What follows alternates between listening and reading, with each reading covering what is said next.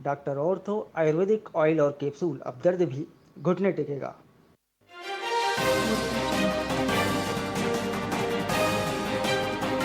विलीन कलानौर में हजारों श्रद्धालुओं ने दी विदाई, संतों समाज और नेताओं ने अर्पित की श्रद्धांजलि।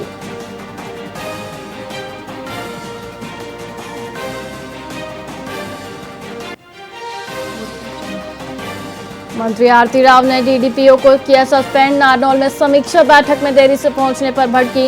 मंत्री बोली लापरवाही बर्दाश्त नहीं।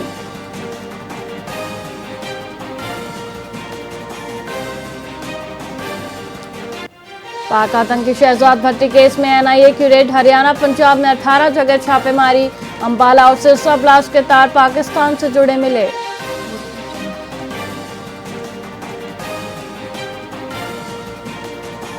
रोहतक में 10 दुकानों में लगी आग हादसे के बाद मौके पर पहुंचे दीपेंद्र हुड्डा। दुकानदार ने दीपेंद्र हुड्डा से लगाई गुहार।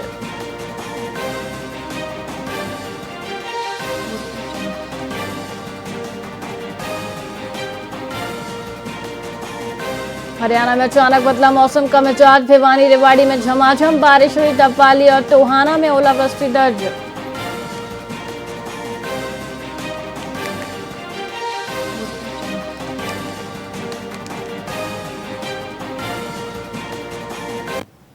नमस्कार, आप देख रहे हैं वीआईपी न्यूज और मैं हूं आपके साथ वैशाली श्रीवास्तव। आइए रुक करते हैं खबरों की ओर।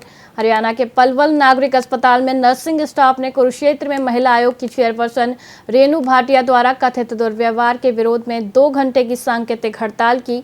नर्सिंग स्टाफ ने कहा कि रेणु भाटिया ने नर्सिंग कर्मचारियों की भावनाओं को आहत करने वाले शब्दों का प्रयोग किया, जिसके लिए वे सार्वजनिक माफी की मांग कर रहे हैं। उन्होंने चेतावनी दी कि यदि उनकी मांगें पूरी नहीं हुई तो वे आंदोलन को बड़े स्तर पर ले जाएंगे और पूरे प्रदेश में विरोध प्रदर्शन किया जाएगा। यूनियन की बैठक में आगे की रणनीति तय होगी, जिस पर सभी की निगाहें टिकी हैं।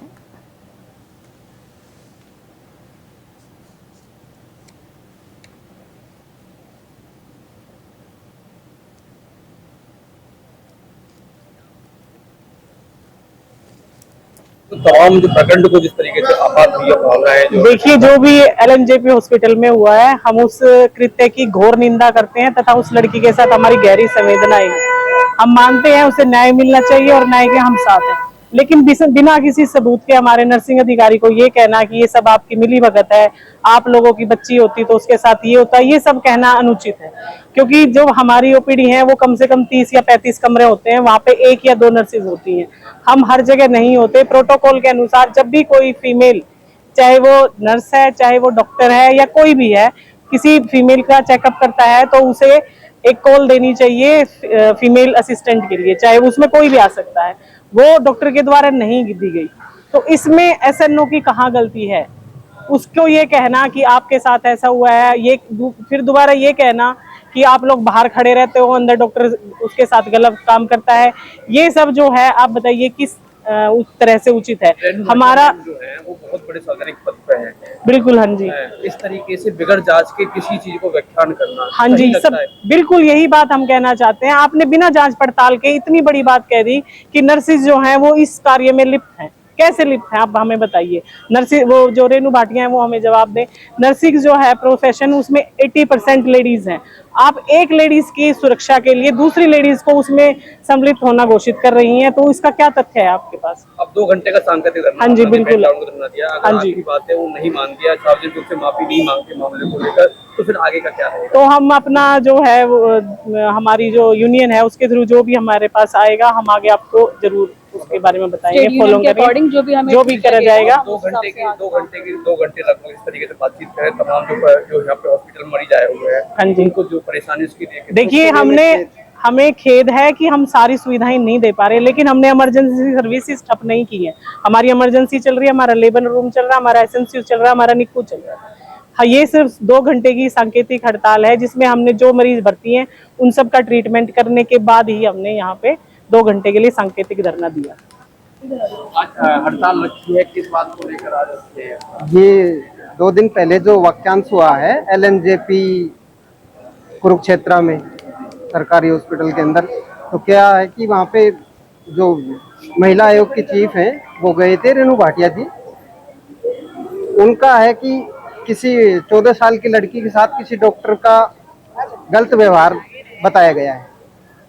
हाँ, हम उस बच्ची के साथ हैं कि उसे न्याय मिले, लेकिन रेणु भाटिया के द्वारा हमारे नर्सिंग ऑफिसर को, नर्सिंग कैडर को, मतलब संपूर्ण नर्सिंग समुदाय को अब शब्द बोलना, उनको ब्लेम करना उनको कि आप लोग मिले हुए हो।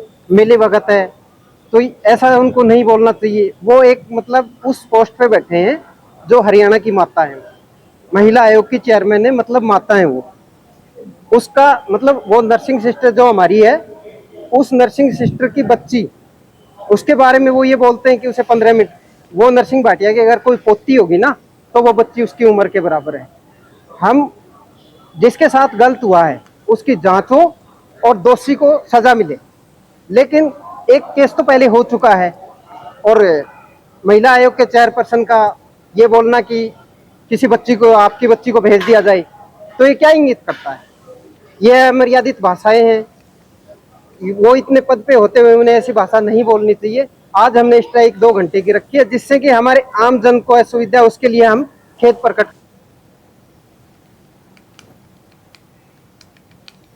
पलवल में मतदाता सूची के विशेष गहन संशोधन का कार्य 15 जून 2026 से घर घर सत्यापन के साथ शुरू हो रहा है। इस अभियान में बूथ स्तरीय अधिकारी मतदाताओं के घरों तक पहुंचकर गणना प्रपत्रों का वितरण और संग्रह करेंगे। यह प्रक्रिया 14 जुलाई 2026 तक चलेगी। नागरिक 21 जुलाई से 20 अगस्त 2026 तक मतदाता सूची में नाम जोड़ने या आपत्ति दर्ज कराने के लिए अपने दावे प्रस्तुत कर सकते हैं। मतदाता सूची का अंतिम प्रकाशन 22 सितंबर 2026 को होगा। नए मतदाताओं को फॉर्म संख्या 6 भरना होगा। जिन मतदाताओं की मैपिंग 2002 की सूची से हुई है उन्हें केवल एक फोटो जमा करनी होगी।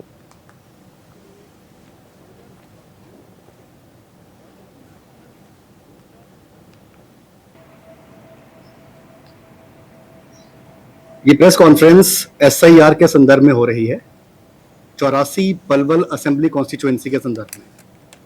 मैं जो इंपॉर्टेंट पॉइंट्स है वो आपको तुरंत जल्दी बता दूंगा। पात्रता जो है, एलिजिबिलिटी किसी भी वोटर की, इलेक्टर की, उसकी निर्णायक तिथि है 1 जुलाई 2026। 1 जुलाई 2026 को आधार मानकर ही पात्रता निर्णय किया जाएगा। दूसरी बात है कि इसमें एनुमरेशन फॉर्म्स हैं, यानी कि गणना प्रपत्र। हमारे जो बीएलओज हैं वो घर घर जाकर सत्यापन करेंगे। सत्यापन का चरण रहेगा 15 जून 2026 से 14 जुलाई 2026 तक। इसके बाद ड्राफ्ट इलेक्टोरल रोल का पब्लिकेशन किया जाएगा, यानी कि जो प्रारूप है इलेक्टोरल रोल का, मतदाता सूची, उसका प्रकाशन किया जाएगा। प्रकाशन की तारीख है 21 जुलाई 2026। इस प्रकाशन के बेसिस पे यदि कोई क्लेम्स एंड ऑब्जेक्शंस आते हैं, यानी कोई दावे हैं, कोई आपत्तियां हैं, तो उनको दर्ज कराने का जो समय है वो पात्र नागरिक के द्वारा किया जाएगा 21 जुलाई 2026 से लेकर 20 अगस्त 2026 के बीच में। ये करने के लिए जो स्थान रहेगा वो ईआर ऑफिस रहेगा, यानी कि एसडीएम कार्यालय, मिनी सेक्रेटेरिएट। इन दावे और आपत्तियां जो आएंगी पात्र नागरिकों के द्वारा, यानी कि क्लेम्स एंड ऑब्जेक्शंस, इनका निपटान किया जाएगा 21 जुलाई से लेकर 18 सितंबर 2026 के बीच। सारे निपटान करने के पश्चात फाइनल इलेक्टोरल रोल, यानी कि अंतिम मतदाता जो सूची है, उसका प्रकाशन किया जाएगा। प्रकाशन की तारीख होगी 22 सितंबर 2026। मतदान केंद्रों का रैशनलाइजेशन किया जाएगा। रैशनलाइजेशन 14 जुलाई तक पूर्ण कर दिया जाएगा। बूथ लेवल एजेंट 1 और बूथ लेवल एजेंट 2 ये राजनीतिक दलों द्वारा नियुक्त किए जाने हैं। कुछ किए जा चुके हैं, कुछ हो 2026 तक पूर्ण कर लेंगे। हमारे वर्तमान में जो कुल पोलिंग स्टेशन हैं वो 266 हैं। ऐसे स्टेशंस, पोलिंग स्टेशन जहां पर इलेक्टर काउंट 1200 से ज्यादा है वो 85 हैं। इनमें 21 पोलिंग स्टेशन एडजस्ट किए जा चुके हैं या कर देंगे हम। वर्तमान में जो अभी हमारे पास सूचना है उसके अनुसार 64 नए पोलिंग स्टेशन बनाए जाने की आवश्यकता है।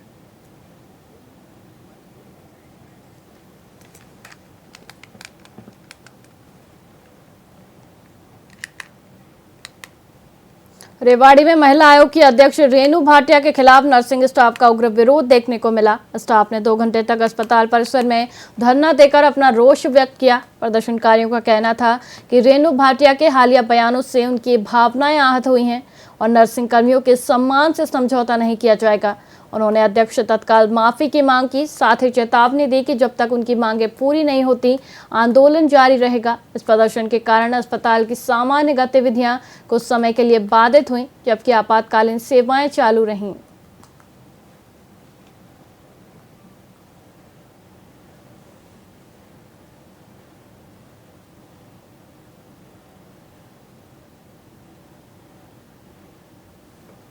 Yadav, nursing officer. क्या कुछ मामला जो इसको लेकर करने पे एलएनजेपी में जो मैडम ने बोला, जो रेणु भाटिया मैडम है, उन्होंने बहुत ही अपशब्द स्टाफ के लिए यूज किए हैं, तो उनको वो बिल्कुल भी नहीं करना चाहिए था। और जिस तरीके से वो एक महिला होके महिला के लिए बोल रही है, इतने अपशब्द यूज कोई नहीं करता। और दोबारा भी मैडम वही अपशब्द यूज कर रही है हमारे लिए कि इनके साथ यदि ये होगा, इनकी बेटियों के साथ यदि ये होगा तो ही वो माफी है। हम क्यों माफी मांगे? हम किस लिए माफी मांगे मैडम से? उन्हें माफी मांगनी चाहिए। और ऐसे महिला अध्यक्ष होने का उनको कोई हक नहीं है। उनको अपना पद त्याग कर देना चाहिए। उन्हें हक ही नहीं है कि वो महिला आयोग की सदस्य हो। उन्हें बिल्कुल नहीं होना चाहिए। उनको जब तक वो अपना पद नहीं त्यागेंगी, हम नहीं होंगे, हड़ताल से नहीं हटेंगे। सभी बैठे हुए हैं, सिर्फ इमरजेंसी, आईसीयू और लेबर रूम को छोड़ के सभी स्टाफें स्ट्राइक पे, एंड स्ट्राइक पे हैं, ठीक है। और आगे भी हमारी यूनियन जैसे कहेगी हम वैसे करेंगे। लेकिन जो मैडम भाटिया जिस तरीके से अपशब्द यूज कर रही है स्टाफों के लिए, जिस तरीके से हमारे बच्चियों के लिए बोल रही है, वो बहुत ही निंदनीय है। और मैडम को बिल्कुल भी इस तरीके से नहीं बोलना चाहिए। अगर वो बोलती हैं, अगर हम वही शब्द यूज करें उनकी बेटी के लिए या उनके लिए, तो ये कितना गलत शब्द होगा। लेकिन हम में और उनमें बहुत फर्क है।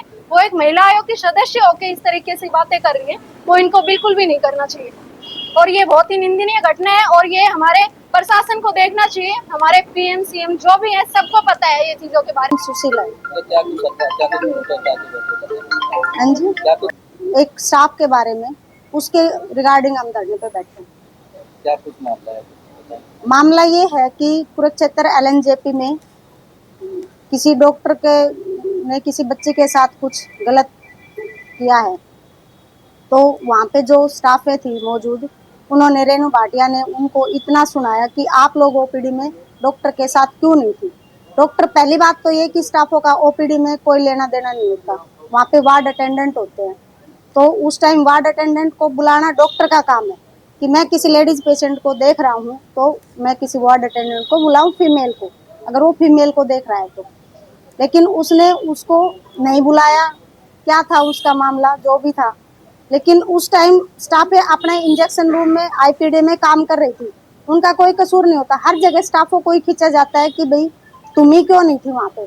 फिर उसको लेके उन्होंने इतने अपशब्द बोले कि तुम्हारी बेटी को क्या मैं भेज दूं 15 मिनट के लिए किसी के साथ अकेले रूम में।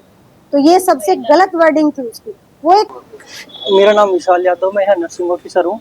जो भी एलएनजेपी में हमारी छोटी बहन के साथ हुआ है वो बहुत ही ज़्यादा गलत हुआ है। उसकी हम कड़े शब्दों में निंदा करते हैं और आगे ऐसा ना हो इसके लिए प्रशासन से विनती है कि पूरी व्यवस्था की जाए, आगे से किसी और बहन बेटी के साथ ऐसा ना हो।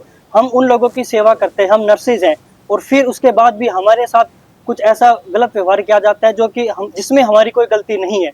रेणु भाटिया मैडम जो अध्यक्ष है, उन्हें ऐसा नहीं बोलना चाहिए था। बच्चे के लिए हमें भी दुख है, उनका हम ट्रीटमेंट करते हैं, पीछे से जो डॉक्टर एडवाइस करते हैं, उनकी केयर करते हैं, हमें भी उतना ही दर्द होता है। अगर हम वहाँ नहीं हैं फिर भी हमें इतना कुछ सुनाया जाता है बिना गलती के कि हम अपना काम अच्छे से कर रहे हैं, ये बहुत। हाँ, हमारा हड़ताल का यही मोटिव है कि हमें रेस्पेक्ट दी जाए। हम अपना काम प्रॉपर तरीके से कर रहे हैं। हर जगह नाइट इवनिंग शिफ्ट में हम भी आते हैं, हमारी भी सेफ्टी होती है, सिक्योरिटी होती है हॉस्पिटल में, हॉस्पिटल से बाहर। हम ये कहना चाहते हैं, होनी चाहिए, और हम ये कहना चाहते हैं कि हमारी नर्सेज के साथ भी किसी के साथ ना हो ऐसा। उसके लिए हरियाणा गवर्नमेंट कुछ ऐसा कदम उठाए। और हम, हमारा नाम पूनम, क्या कहेंगे जो हमारे कुरुक्षेत्र हरियाणा।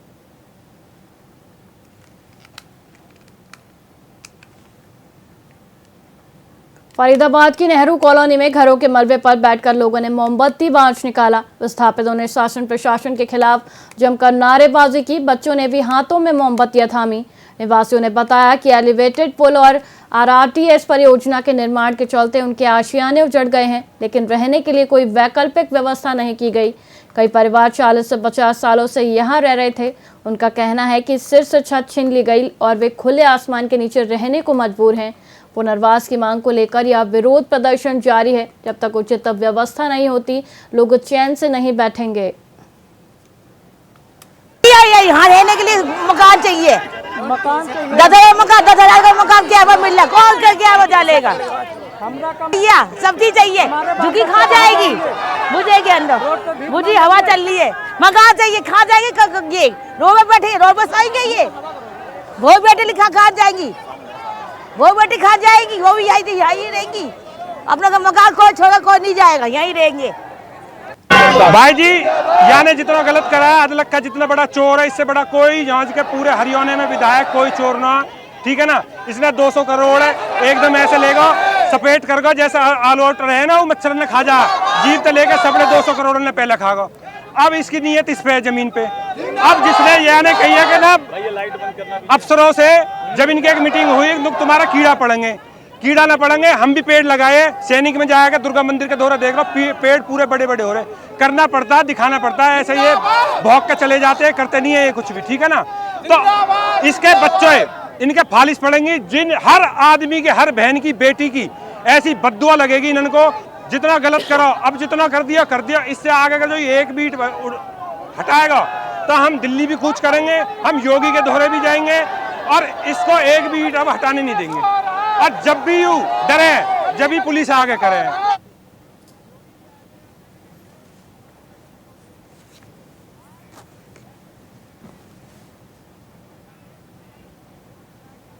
फिलहाल खबरों में इतना ही। मुझे दीजिए इजाजत। देखते रहिए वीआईपी न्यूज। नमस्कार।